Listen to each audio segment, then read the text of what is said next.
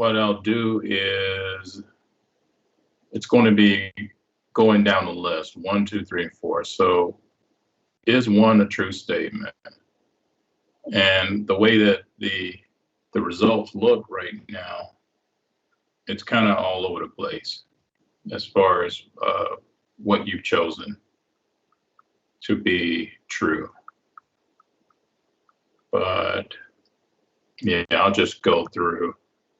And the first one is not true, because this is describing how a side stream system works, where you have the adapter connected into the ventilator circuit, well, next to the or close to the patient Y, and then there's a small tube that goes from the adapter to the monitor, and it's using that tube to collect a sample of CO2, and then, of course, take it back to the monitor and do the analysis. Which means that because it's using that little narrow tube, it could get blocked pretty easily sometimes, especially with condensation. If condensation is inside of the circuit and it's building up, or the mucus with all the suctioning and the coughing and that sort of thing, is very easy for those little tubes to get obstructed. So that one's not true of mainstream. It's just true of only side stream system. And there's only 2 types of Petco or capnography that we use: is the mainstream and the side stream. And then the second one, kind of like pulse oximetry. With pulse ox, you've got the light source, and there's 2 different lights. There's the infrared that you can't see, and then there's the red light that you definitely can see. But with these devices, with any capnographer, it's going to use just infrared light, and it's going to shine that into the circuit or wherever you have it connected. It's going to shine it there, and then that's how it's going to approximate how much CO2 is in the gas. And then 3 is definitely false. They're bulky. When you use a mainstream type of a setup, it's so heavy. And when you think about how small these ET tubes typically are with the newborns, if you don't have the circuit propped up just right, or inside the hanger, if you want to call it a hanger or holder, if you don't have that done correctly, that device could literally extubate your patient, because it's just so heavy and it's just pulling down on everything. And unlike the side stream, it's not heavy. It's just an adapter, a plastic adapter, and that's it.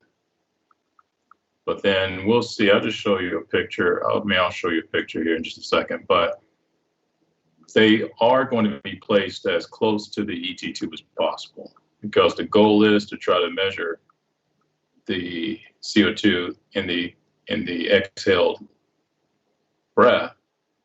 So this is what the mainstream adapter would look like. So underneath this blue housing is the plastic adapter. They're calling it just the airway adapter.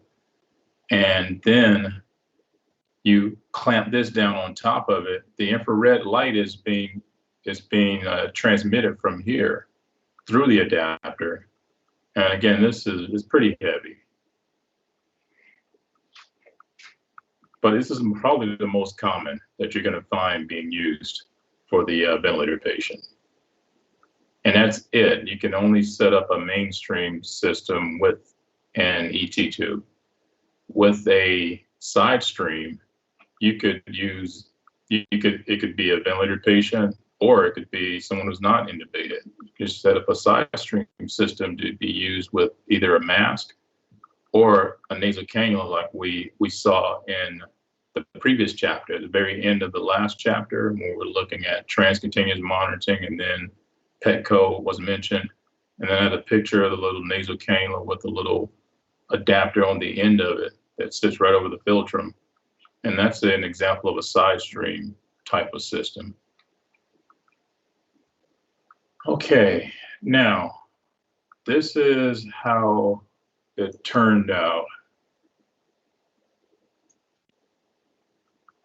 Where again, it was kind of almost even between the two right answers there, and then the first one. All right, now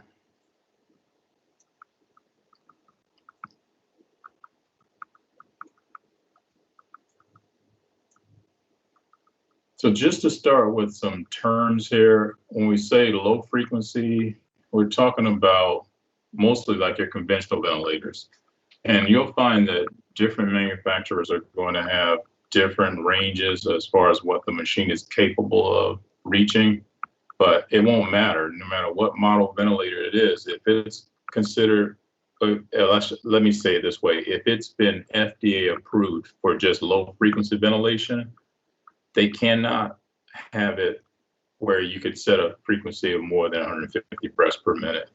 You may find them with maybe 120 breaths per minute, but not more than 150. And then if you design a machine that can give more than 150 breaths per minute, then you get FDA approval for what's called a high frequency machine or high frequency ventilator. So that's really what it boils down to, is just your low frequency is like your conventional machines that we have at the bedside. And then the high frequency machines are more or less like specialty machines that you will need to use because the low frequency machine was not really getting the job done. And it's just unfortunate that sometimes you have to literally switch to an entirely different machine if you need to go high frequency. But then some of these machines, you don't have to do that. But the ones that we're going to look at as far as high frequency, they are completely separate machines that you would have to switch your baby with. And now this table 17.5 just kind of did some general reasons why you would need to consider intubating and placing the baby on the ventilator. And similar to any adult patient, we know that if they've stopped breathing for whatever reason, you've got to do something. And with the babies, it's usually they're not breathing because they're extremely premature, or they may not be breathing because they have a brain bleed. So these intraventricular hemorrhages will be graded, usually like grades 1 through 4, just to kind of to give you perspective as far as how much bleeding and how bad it is. And then drug depression. This could possibly be maybe mom was receiving something right before delivery and it, of course, crossed over to the baby. And maybe you tried to reverse it, but it wasn't enough and your baby is still not breathing. So then, of course, this is a no-brainer. You're going to have to place them on the ventilator until later, possibly you can get them off. And then two, CO2 is acutely increasing while the pH is dropping. So notice here, they're not really giving you any specific values. You know, they're not saying like once the CO2 is greater than 50 or once the CO2 is greater than 55, because it can depend. And again, your policies will usually guide you on that. Most policies will say if the CO2 is much higher than 55 and the pH is falling like less than 7.2, 7.3, 7.2, then you're going to need to consider ventilation. And then the PaO2, so we're looking at, more or less we're looking at not necessarily, well, we can say refractory, because we're going to always be extra careful about trying not to produce any potential O2 toxicity. So if you've already been increasing the FiO2 and their PO2 is still not improving, so you're still at like less than 50, then you're going to have to possibly consider the ventilator. But then 3 we'll talk more about CPAP on Thursday, because with baby, CPAP will usually help them out a lot, because not only is it going to address the oxygenation problems, but then with baby, CPAP can also help them with ventilating. Now, we've said with adults, don't even think about considering using CPAP for anyone who's not able to maintain their own ventilation, like they're not able to ventilate appropriately. But with babies, it's a little bit different. So we're going to be almost always going to like CPAP if we can. But then this is all about, you know, mechanical ventilation in general. So it wasn't necessarily saying invasive versus non-invasive. It was just kind of like a general or generic. These are some of the reasons why you're going to need to step in and do something to help the patient out.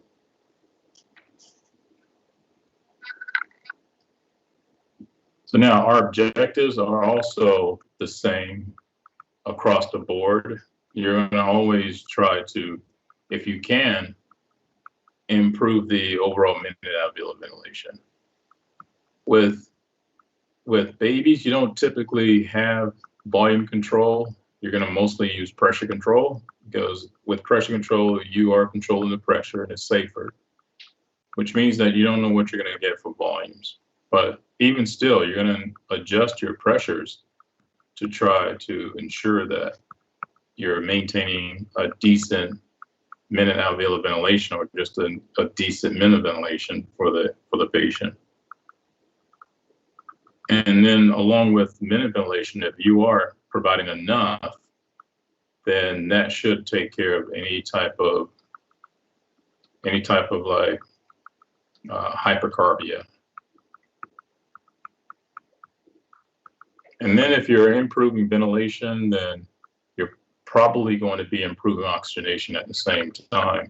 But we know that those are generally two completely separate situations, where we've got parameters that are dedicated just for ventilation, and then we've got, of course, like FiO2 and I time and PEEP to address the oxygenation issues. Optimizing lung volume, you'll find that like with the older patients, like the older kids, you're going to need to still target a certain amount of tidal volume based on their body weight, or we won't necessarily say ideal body weight with little kids, but we should say body weight. So you'll find some places that will say 6 milliliters per kg, just like you would like with an adult. And then other places will say target somewhere around maybe 5 milliliters per kg, if you are going to be using a volume control mode. Because when you get into like the pediatric ICU, you've got, of course, much larger patients compared to the actual nursery or the neonatal ICU. So you would be using like an SIMB, and you got to set a tidal volume and so forth.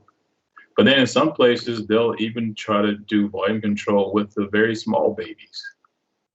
And you're going to be having to try to deliver tidal volumes like maybe 30 cc's or 20 cc's. And then 6, we're always trying our best to not make matters worse. If your baby was already premature, then we know that it's so easy to cause more problems, especially with this ventilator, this positive pressure generator. So now, while I have the white space here, let me just write a few more things that wasn't necessarily brought up here, but I wanted to bring it in just to kind of do like an overview and a review of what we talked about when it comes to lung mechanics and things of that nature, because it's all still part of like our objective is just to try to maintain things as normally as possible without going too far, which will cause side effects or worsen side effects. So let me write just a few things here. What's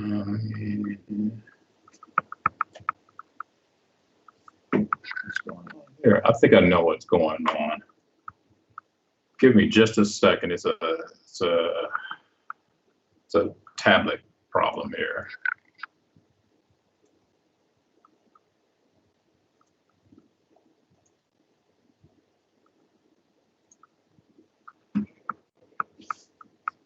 Okay, here we go.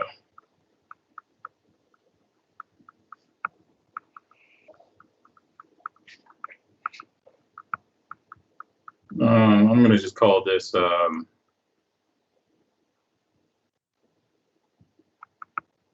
mechanics.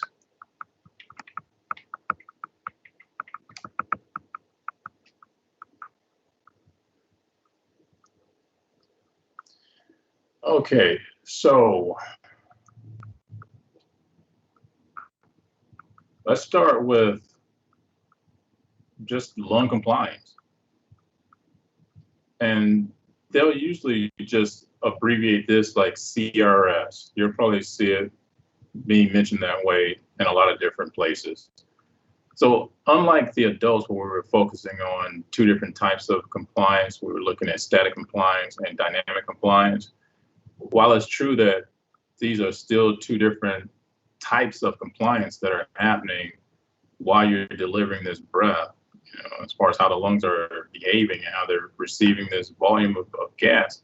But really, there's no do an inspiratory pause with these, especially if you're doing pressure control. So we're not trying to do an inspiratory pause. The respiratory rate's already extremely high. You've got a newborn who normally breathes about 30 to 60 breaths a minute. And then your ventilator settings, your frequency may be that high.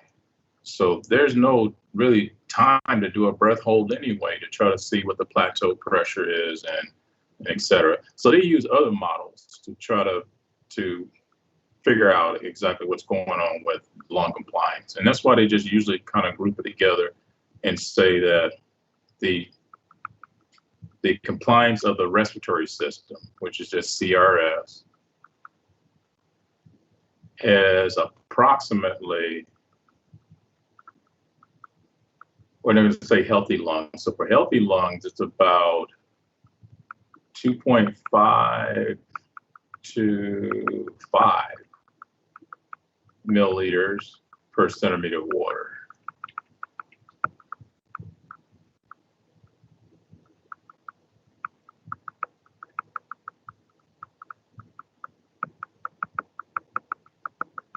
Now, if you're looking at a newborn who has RDS, then that could be not even 1 milliliter per centimeter of water.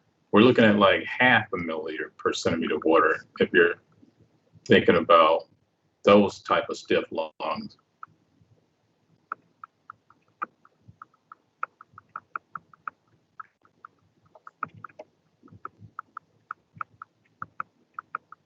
And when you have a newborn who's now here, and maybe they've taken their first breath, and that helps, as we know, to help to get the fluid out, to get oxygenation going up, and et cetera. But let's say this was a term infant. And with term infants, they're supposed to have mature surfactant. So while they have the mature surfactant available, it's just not plentiful enough yet. So sometimes it still takes them a little while to transition. So after that after delivery, their lung compliance still may not be that great, is what I'm trying to get at here. So 2.5 to 5. So in other words, even a term healthy baby in the beginning hours of life, they're probably still going to have a compliance that's not that great. So about 2.5 milliliters per centimeter of water. And then over the next hours, next couple of days or so, then they really start to produce the surfactant. They start producing more volume of surfactant, I guess you could say. And then that's when you should see maybe somewhere around 5. And of course, this is not in stone. This is not every single newborn is going to not produce enough surfactant right away. It's just that the majority that they find, it just takes them a little bit of time to really get that cranked up. But regardless, if you got a preemie who's got RDS, or if you got a term infant who ends up experiencing RDS, because this is like a version of ARDS for them, their lung compliance is going to be horrible. So only about 0.5 milliliter per centimeter of water. And then what about airway resistance, raw?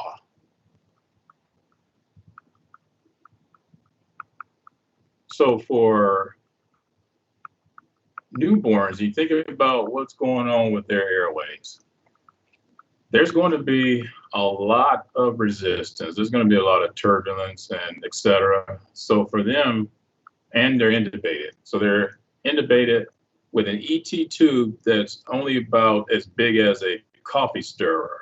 I mean, so you know that based on Poiseuille's law, that with that tiny, tiny, tiny little diameter of their ET tube, there's going to be an extreme amount of air resistance that they're going to experience. So the raw for them is about 20 to 30 normally.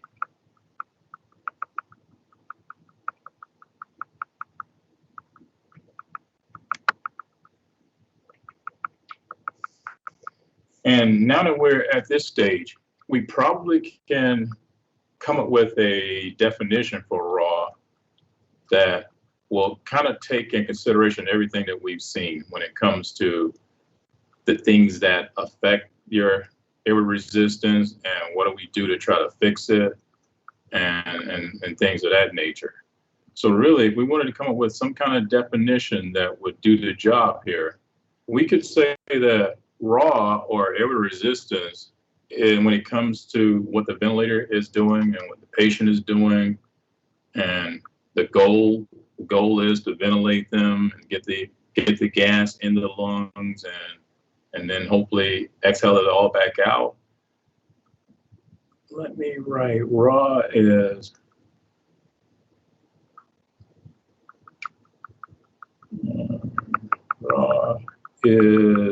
the, you could say it's the pressure needed to deliver that breath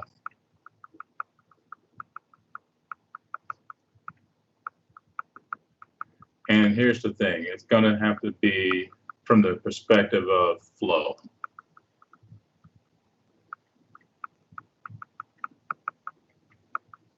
And if you remember how we calculate raw is PIP minus plateau pressure. And then that was divided by the flow.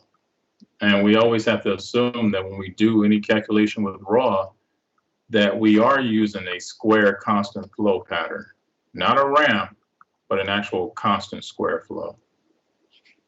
Now, when we do it at the bedside, like say with an older patient or an adult, when we are trying to calculate raw, we may have them in a ramp flow pattern, but we'll still calculate raw and just say, okay, it's close enough.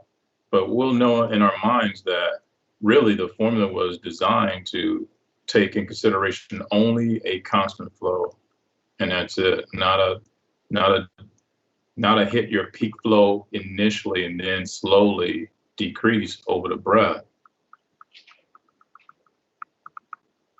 Now, when it comes to how can we help with raw, I mean, when it comes to, well, let's go back to the lung compliance first. There's not much you could do. Say you've got a preemie who's developed RDS.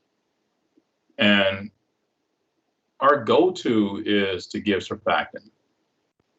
And that's pretty much about all you can hope for, is that the surfactant that you give is going to help to improve the lung compliance. Because again, they're not producing mature surfactant when they're really young, when they're very premature. And beyond that, you know, what else can you really do to address the compliance problem? Again, it just takes some time in most cases for them to fully transition. But raw, now that can be something that we have more options as far as what we can do to help the baby out. So given that they're already dealing with about 20 to 30 as is, this really, really tiny little ET tube, is the main culprit of having such a high airway resistance.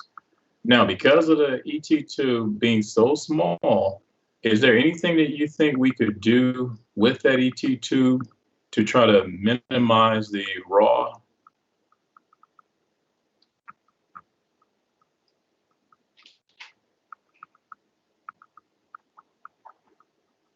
Cut it, exactly. So we talked about doing that with the adults, and I said back then that if you cut the ET tube, it might help, but it's probably not going to help that much.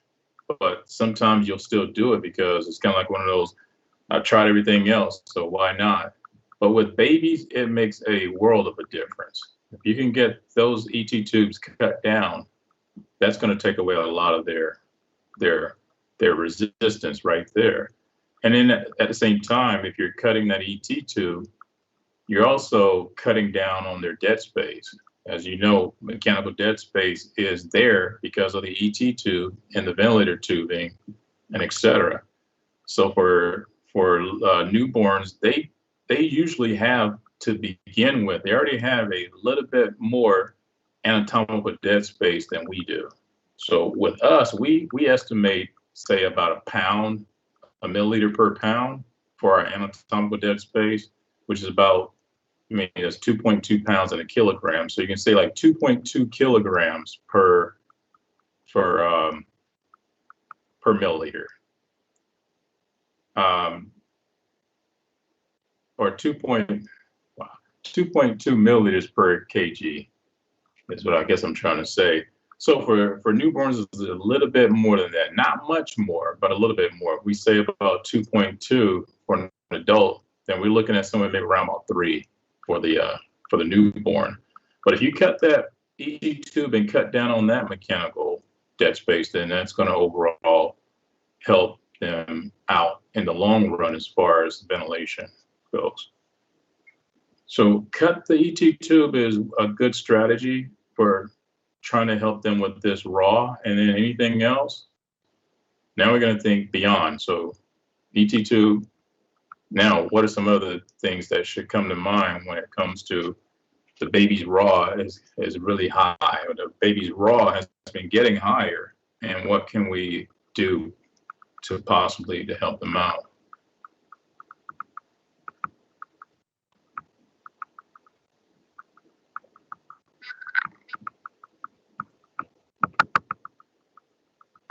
Anything else that, when we think about what usually causes airway resistance to increase, and think any patient who's on the ventilator.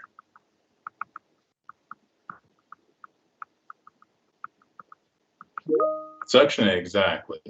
A lot of times it's just as simple as that. It's time to suction, because once you're on the machine and you're coughing, and even if you're not coughing, mucus is building up because your ET tube is interfering with a lot. It's interfering with the swallow reflex that you normally have to kind of deal with the mucus that's constantly being produced and it's like moving upward. And then you also have the ET tube that's now interfering with the overall, the mucus ladder, or the mucociliary escalator, as some people call it. That's also going to lead to more secretion retention. So of course, it's our job to be there and to suction as needed to ensure that we keep the airway patent. And if you keep the airway patent, then you're going to minimize the amount of airway resistance that the patient is going to be experiencing. And then what else could we consider when we think about all the different things that could lead to an increase in airway resistance? Well, they do have smaller airways, but we're thinking like, what can we do strategy-wise? What can we do to help them out? Because not much we can do with their airways. I mean, given that they are going to inherently have really, really small airways compared to like an older patient. Okay, pressure support. So when you are in those specific modes that allow for spontaneous breathing, then adding pressure support is definitely going to help. And then we'll see when it comes to those specialty modes, like those adaptive modes and et cetera, they will use some form of pressure support to always try to ensure that worker breathing is not going to be that high. And it's going to be up to you to, of course, to make the adjustments as needed. Okay, so these are all good. Anything else? Because there's a couple more things that we can consider as far as possibly this was the reason why the airway resistance started to increase, and this is something that we could do to try to address it or try to fix it. Now, minute ventilation, unfortunately, minute ventilation is just about ventilation. It's about maintaining a normal CO2 so that way you end up hopefully with a normal pH. PEEP is going to be a part of it, and I'm going to get into PEEP in just a second here. But if we start to increase PEEP, well, first of all, when you think about how we calculate airway resistance, if you increase PEEP and your lungs are normal, then your PIP or peak pressures would increase as well. So then that would work against you if you're looking at it from that angle. As far as if we start increasing PEEP, overall pressures are all going to be now higher.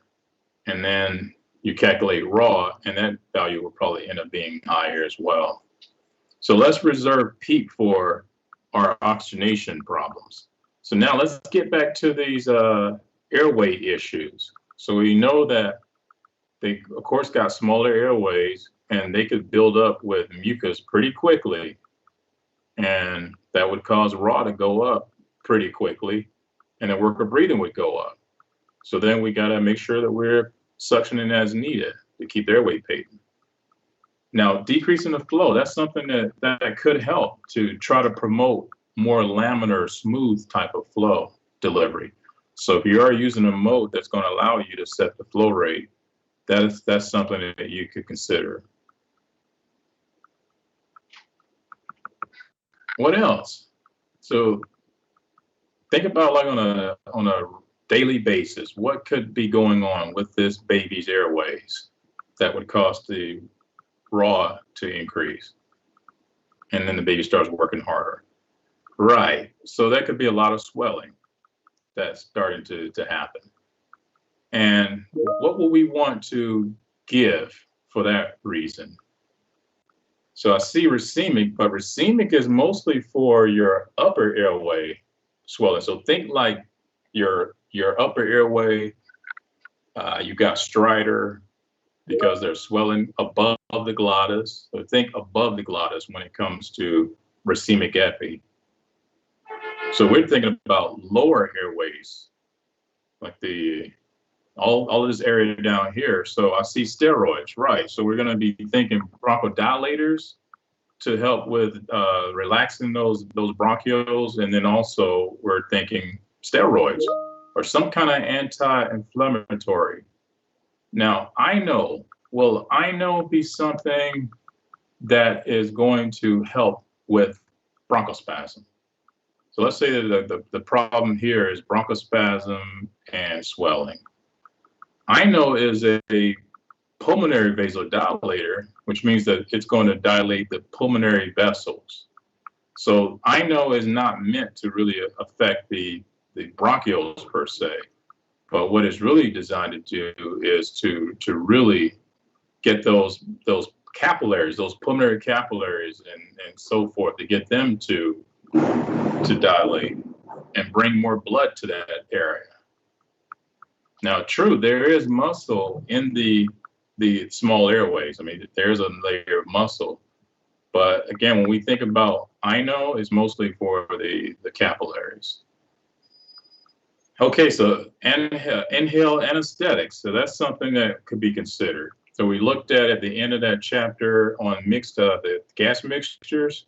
The very end talked about the different anesthetics that could be used, especially if the Heliox is not really working, and you could consider using the anesthetics for that reason. These anesthetics have so many different properties. Many of those anesthetics are going to create bronchodilation and prevent bronchospasm from happening. And then one more thing we can kind of consider, is there any other medication that we could nebulize to help if there's swelling in the airways? And of course, swelling can be for different reasons, but just kind of think generic. Any other medications that we could nebulize?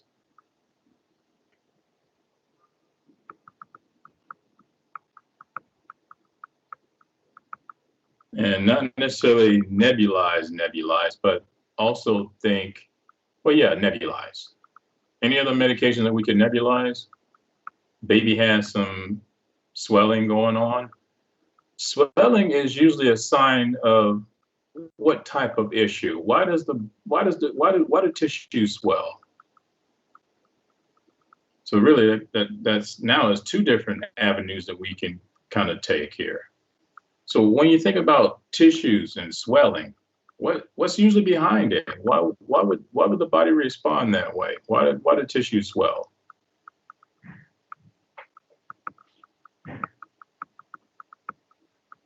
Infection. Yeah. So what if this was like a GBS type of situation where the baby was born and got exposed to the GBS from mom? So antibiotics, right? We would have to consider possibly nebulizing some antibiotics and giving that to the baby. And then one last thing, and again, this is going to have to be a little bit just generic, because there could be many reasons why. You have to get to the bottom of why. But back to the tissues, swelling. Swelling is mostly going to be like an immune response, no matter where your injury is, whether it's like on your arm and your arm starts to swell up because it was injured, or if it's inside of your airways. And if there's some injury that's going on there, then it's the same kind of immune response. You get swelling that's going on. But now let's go beyond the infection possibly and think about the baby's got swelling. The airways are swelling up. What else could be behind that that's causing these tissues to swell up?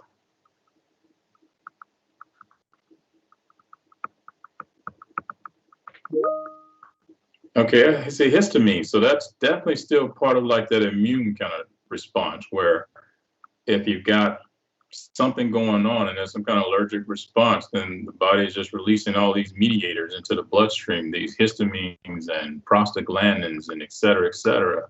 And then they're going to cause even more swelling and so forth, almost like a cycle until you break the cycle. So then you may have to think some kind of like drug to block the histamine, some kind of histamine blocker.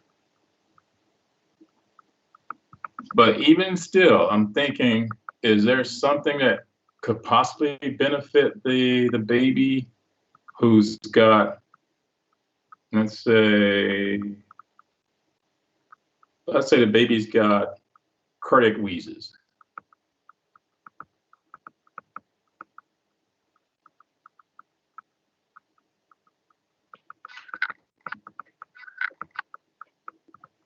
Cardiac wheezes, yes. Right. Right. So in that case, a diuretic is going to be necessary, right? So we have to recommend maybe some diuresis. Okay. All right. So now, as you see with air resistance, it really will depend. You got to kind of get to the bottom of what's going on. And that way you'll be able to now come up with a better plan as far as what you could do to help. And again, with lung mechanics, it's kind of like possibly they need more time, or they need some artificial surfactants. So we got to give them some Survanta or Infosurf or whatever the case may be, a NeoCap or whatever. And then there's something that we have to think about, and that's the time constant as well.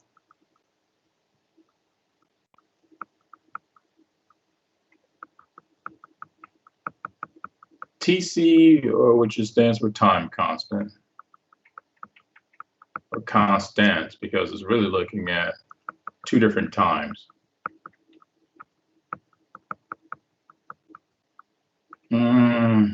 About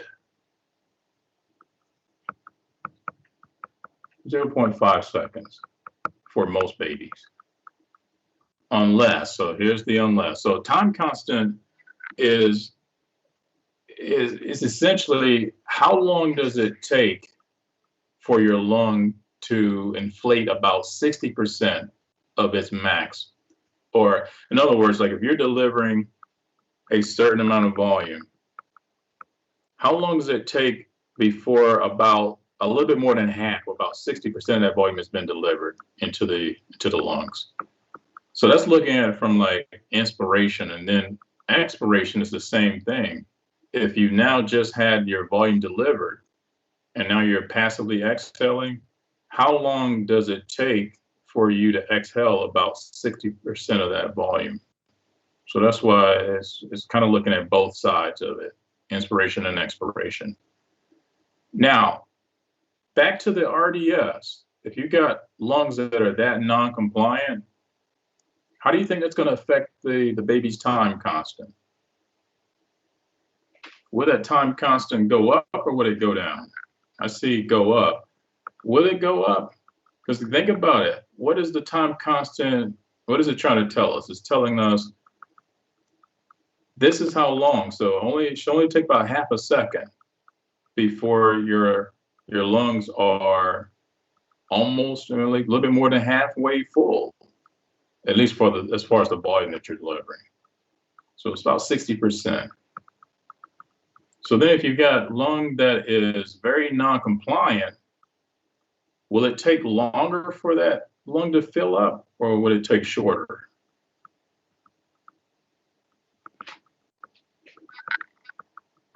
Faster. So faster meaning like what as far as the time? Would it be point? It won't be 0.5 seconds anymore. Would it be like point what? Would it be like 0.3 seconds or 0.2 seconds? Okay.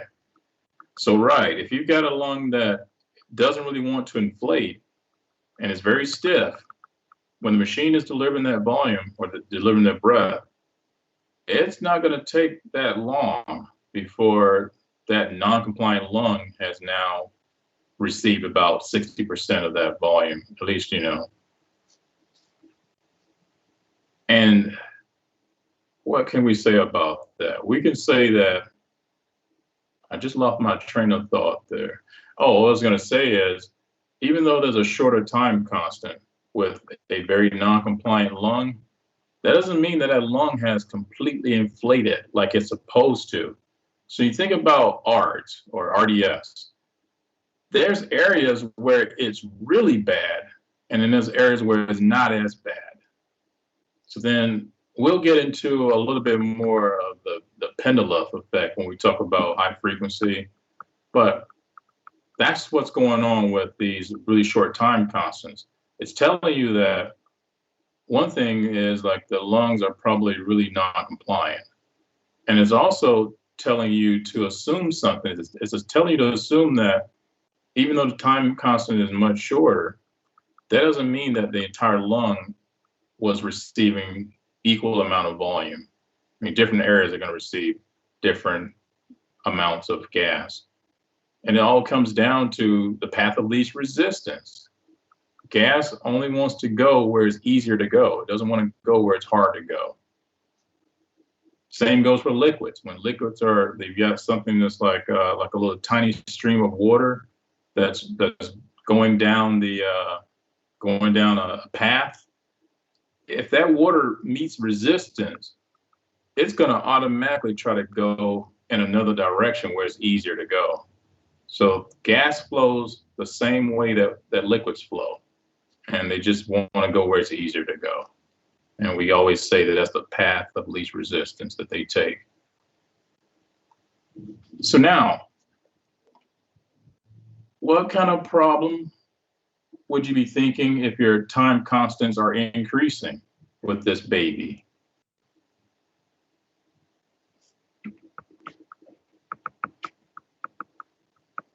Yes, increasing. So if their time constants, instead of being, because with adults, our time constants are somewhere around 1.2 seconds, a little bit more than a second, like 1.2 seconds, 1.3 seconds, maybe 1.4 seconds. Yeah, you're thinking like some kind of issue that's leading to air trapping. So that would be like now, like back to like the adult, like someone with emphysema or COPD, right? Their time constants are usually much longer than they're supposed to be because now you got this overinflated, stretched out lung that when you try to deliver the breath, it takes a while because it's all like stretched out or overstretched, I guess you could say, or just kind of like almost like I think floppy. I think of like when I see them inflating a hot air balloon when the balloon is just on the ground. And it takes a while before, as they're heating up the air, and it's eventually going to lift up off the ground. But that's the thing. So it's kind of like the same thing with babies. I mean, if you got a longer time constant, then you're thinking along the lines of like possibly like air trapping. And then when it comes to raw, how does raw affect the time constant? Or does raw have any effect on the time constant?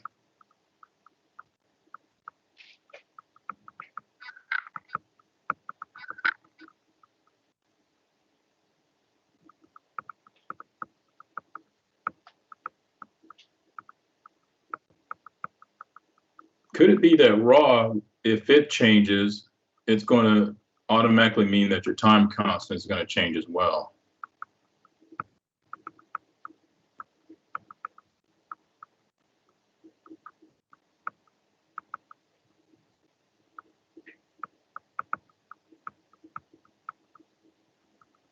Yes. So if raw changes, like let's start with increases. If raw goes way up, what would happen to the time constant?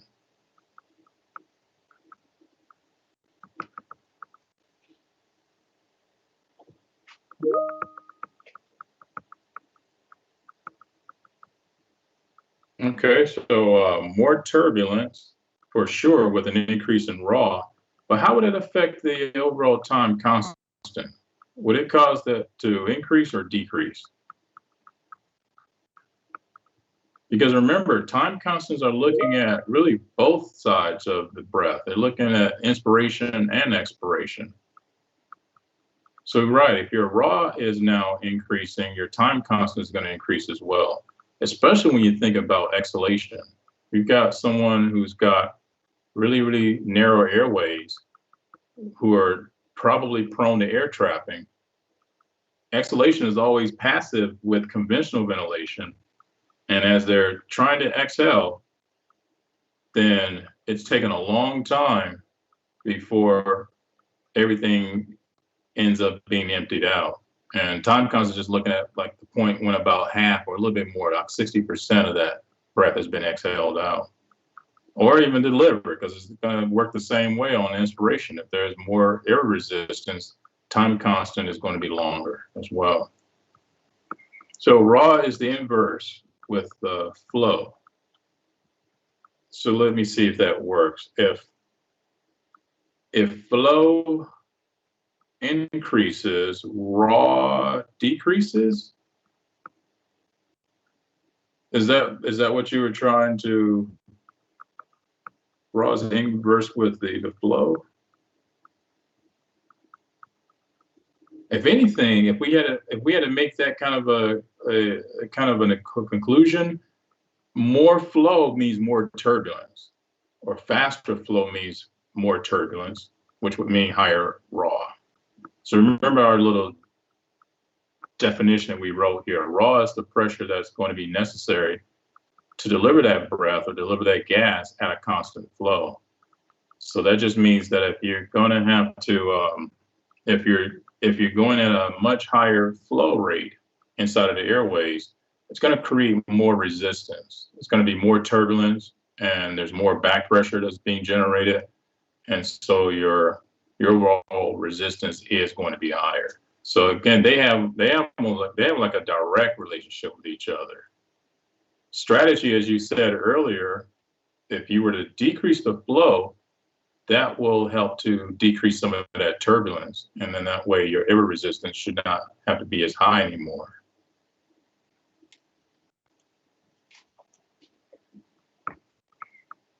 And then just a couple more things before I guess we could do a break, as I see we've gone beyond an hour here. But a couple more things I wanted to add here, and even though they may not necessarily be the actual mechanics, but we got to kind of look at how everything is working together anyway. So now let's take a look at, well, first of all, for a baby ID ratio,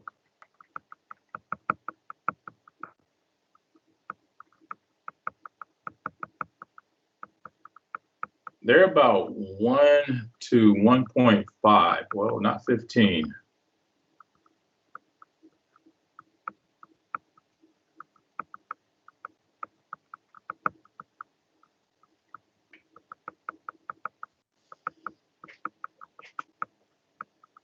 Now, for RDS,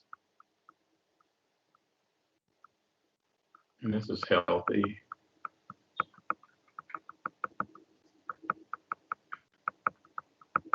so back to like the problem lungs. So RDS, those are going to be more along the lines of definitely more inverse. They're going to be like a 1-to-1. And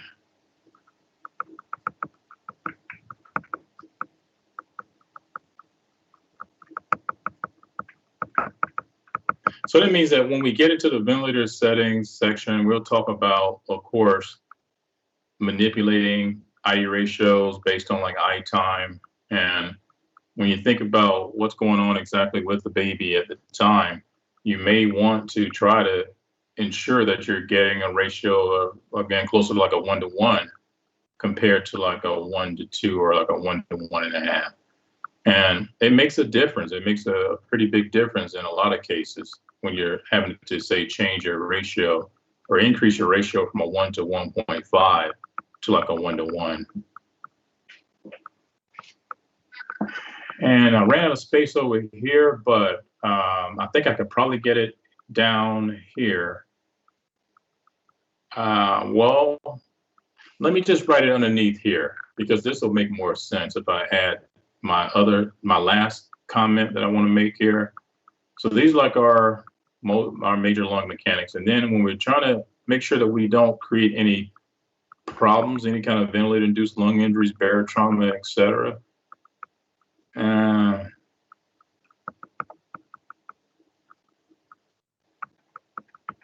maintain their mean PAW somewhere no more than 12. But of course, this is case by case. And we think about like a very, very small baby, micro preemie. That micro preemie probably already has some brain bleeds. It's a very good possibility that they've already got, even if it's not like the extreme bleeding yet, they've got some level, like a grade 1 or grade 2 bleed that they're already dealing with. If you start manipulating your ventilator settings and your mean airway pressure is getting really high, then that could make the bleeding even worse. So not only are we concerned about barotrauma, because higher mean airway pressures mean overall higher intrathoracic pressures, but at the same time, these little ones are very, very already, like I said, they're starting off with a bad situation in most cases. They already have a bleed. Higher mean PAW could make that even more so. But we target mean airway pressure when it comes to high frequency ventilation. So when we get into that, we'll talk about the setting and how we're changing that. in order to try to improve oxygenation. So we walk away from all of this by saying that when it comes to improving oxygenation, the higher the mean airway pressure, the better the oxygenation is going to be. But there's a limit. And again, we're going to just kind of take this with a, again, it's not case by case. So this is kind of very, very just overall, like try to keep your mean PAW under 12 if you can with the really small babies. Okay. So let's go ahead and take a 10-minute break. And then after that, we'll talk about some more of this information. And I'm thinking that we're probably going to end up going until about 1 today, because I think by 1 o'clock we'll be in a good enough place where